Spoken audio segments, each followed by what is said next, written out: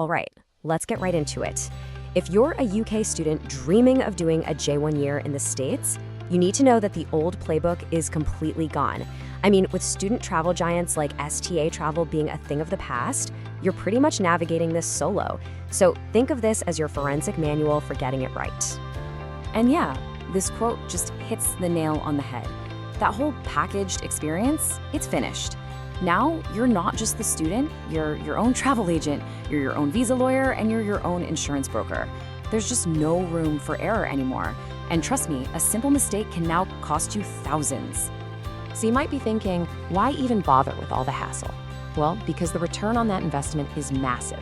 A degree by itself often isn't enough these days. Employers in the UK are actively looking for people with resilience, with a global perspective. A year in the US proves you've got both. It's not really a gap year, it's a full-on career accelerator. So here's our game plan. First, we're gonna break down this new landscape for the DIY gap year. Then we'll get into the nitty-gritty of flights and what I call your document fortress. After that, we tackle the big one, decoding US healthcare. Then we'll uncover some hidden funding you probably don't know about. And we'll wrap it all up with a final critical pre-departure checklist. Okay, first things first, logistics. And this is about way more than just finding a cheap flight online. This is about building a completely bulletproof plan to get you from your front door in the UK all the way to your new apartment in the US without a single tiny hitch. Now, this right here is a trap that so many people fall into. You see a cheap, basic economy flight and you think, great, I'll book it. That is a huge mistake. Those tickets are designed for short-term tourists. They're super rigid, you can't check any bags, and a lot of them are only valid for 3 months. What you need to be looking for is a student or youth fare. They come with 2 checked bags, which you'll need for a year, and the flexibility to change your dates. And here's a little pro tip for you. Your J-1 visa has a 30-day grace period for travel after your internship ends. So don't book a simple return ticket. Go to the airline's website and use the multi-city option.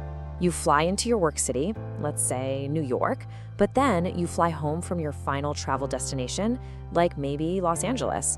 It's such a smart way to save hundreds of pounds because you don't have to fly all the way back across the country just to get your flight home. Okay, so you've landed, but you're not officially in yet. That final decision is up to the Customs and Border Protection officer. And to make sure that entry is smooth as silk, you need what we call the document fortress. These 4 documents right here, they're your keys to the kingdom. Keep them in a physical folder in your hand luggage, not your checked bag. The DS 2019 is the most important one, and please make sure you've signed it in blue ink. The DS 7002 is your training plan. And your I-94, which used to be a paper slip, is now digital. You'll need to download it after you arrive to apply for a social security number. So this is absolutely critical. The second that officer stamps your passport, look at it immediately.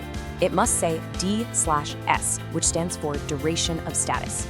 If they accidentally write an actual date, you've been processed wrong, and you're legally required to leave on that date.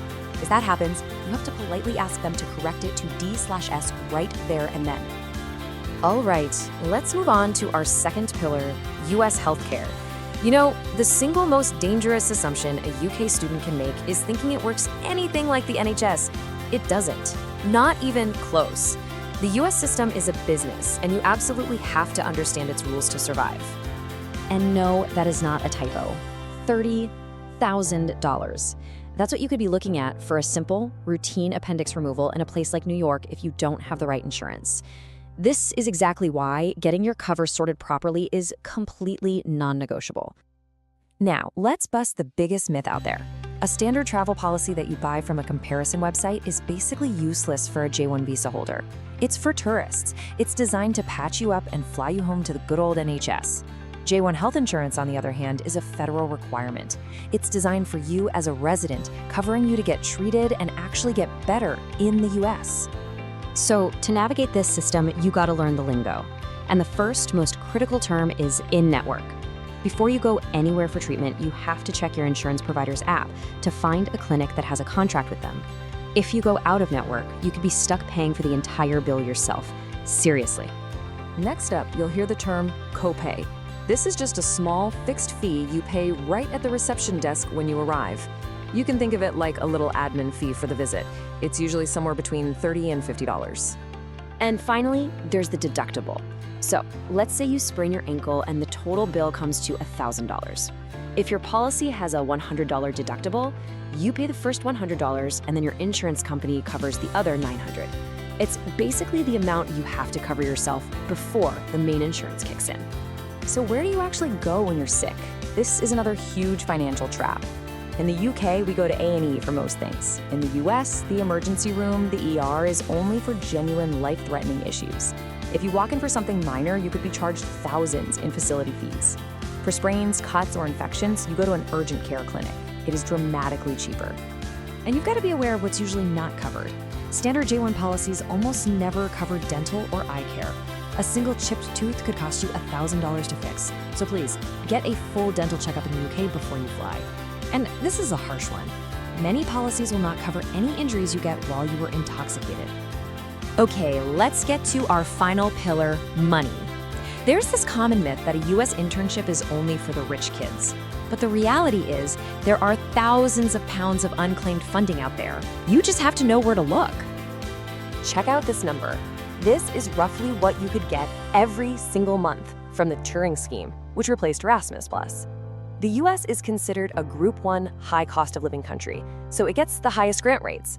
And the best part? It's a grant, not a loan. You don't pay back. And then there's the Student Finance England Travel Grant, which is massively underused.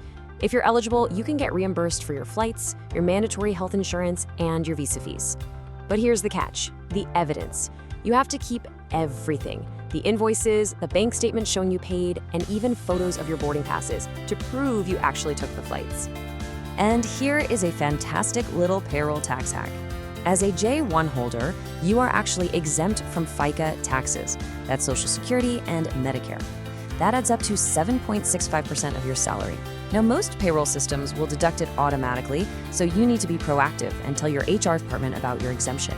You can point them to IRS Publication 519. We have covered a lot of ground, so let's wrap this all up with a final rapid-fire checklist of the absolute must-do actions you need to take before you step on that plane. Seriously, get that dental checkup. Double-check your vaccination records are up to date. Physically assemble your document fortress and put it in your hand luggage. Sign that DS 2019 in blue ink. Download your insurance provider's app so it's on your phone and ready to go. And snap a photo of your boarding passes for your SFE claim. Get these things right, and you are set. Look, there's no denying it. The paperwork is a hassle. And yeah, the bureaucracy can be really complex. But when you weigh all that against a year of incredible professional and personal growth, gaining skills and a perspective that will set you apart for the rest of your life, you just have to ask yourself, isn't it worth it?